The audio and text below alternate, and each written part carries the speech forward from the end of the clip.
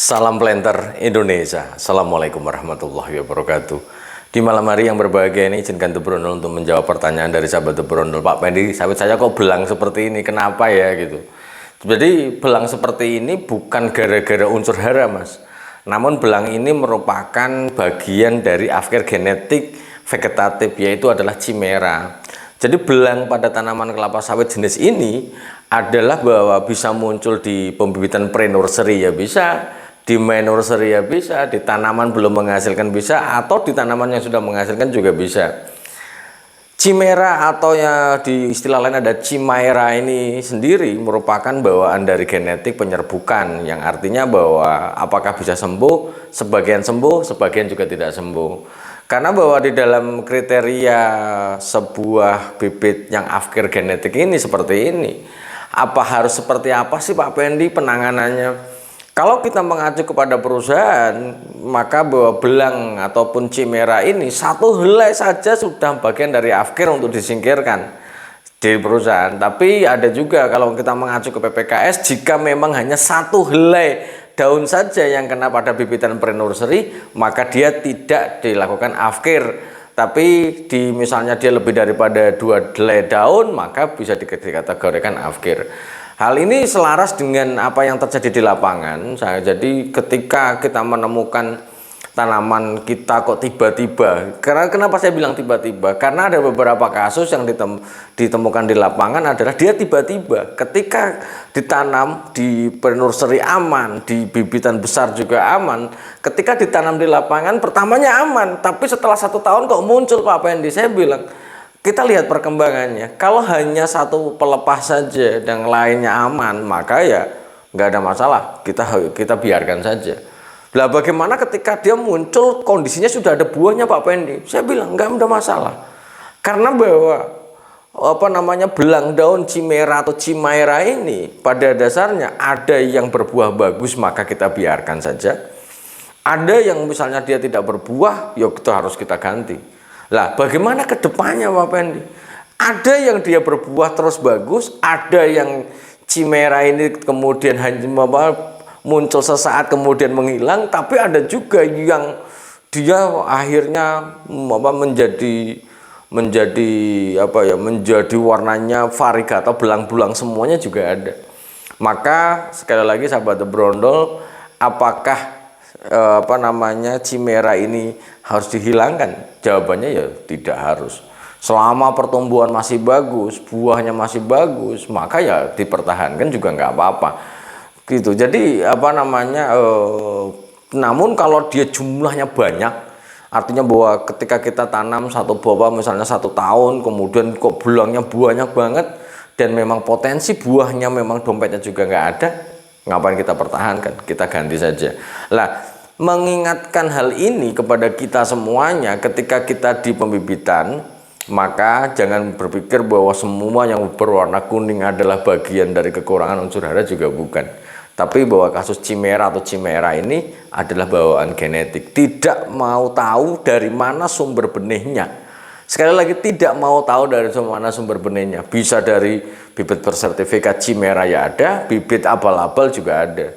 Kadang-kadang pernah saya coba bahwa Pak Pendi, bibit abal-abal itu tidak ada afkirnya, kata siapa? Saya sudah coba 900 kecambah kenosan yang kita ambil masih kecil-kecil, ternyata ya tetap ada afkirnya.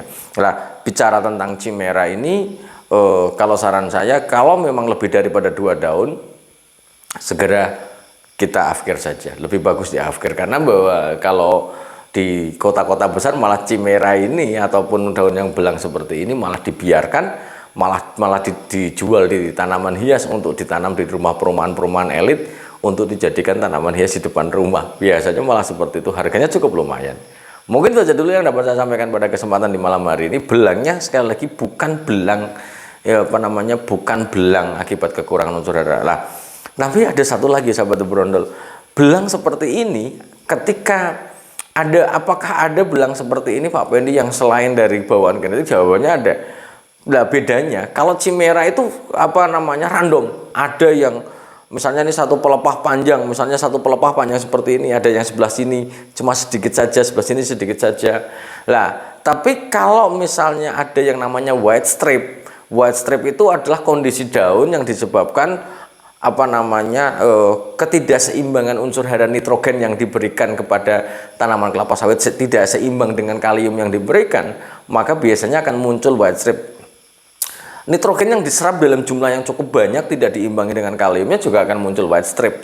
White strip ini biasanya muncul pada daun ke-17 dan daun sampai ke daun ke-20, di mana bahwa dia juga akan belang-belang, Mas. Dia belang-belang, tapi hanya kisarannya segitu. Tapi kalau bedanya di daun ke-17 sampai ke-20 bagi white strip itu sendiri. Tapi kalau Chimera nggak mau tahu, Mas.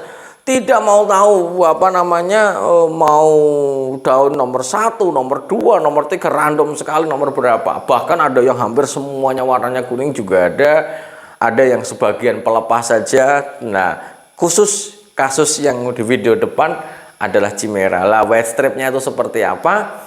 Ada di sebuah video The Brondol, semoga masih bisa saya lampirkan. Jangan stop videonya, semoga masih ada dan saya semoga bisa menjelaskan inilah bedanya antara Chimera dengan white strip. Nah, semoga bermanfaat bagi sahabat The Brondol semuanya dan sehat selalu. Dan satu lagi nih, mungkin agak lebih panjang dikit, bahwa yang namanya Chimera itu banyak orang berstatement, wah buahnya nanti bla bla bla bla. Saya bilang belum tentu.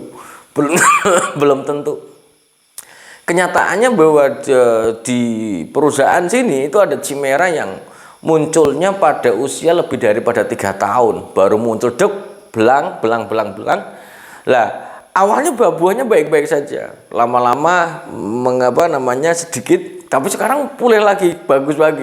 Artinya bahwa Chimera yang dijadikan bahan afkir ini merupakan di dalam istilah di kelapa sawit itu ada yang namanya non-follower. Pohon yang non-follower atau afkir adalah pohon yang kemungkinan diberikan unsur hara yang sama, tapi dia memiliki potensi produksi yang tidak sama seperti yang normal.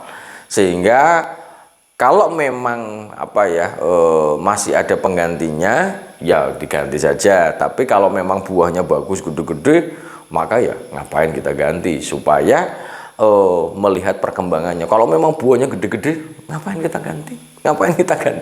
Itu saja yang dapat saya sampaikan. Semoga Allah memberikan kesehatan dan kebahagiaan tanpa syarat bagi kita semuanya, dan melapangkan jalan rezeki yang halal dan tidak disangka-sangka. Dan ya, semoga Allah memberikan kebaikan harga sawit di tahun 2024 ini. Dan terima kasih dan salam planter Indonesia. Assalamualaikum warahmatullahi wabarakatuh.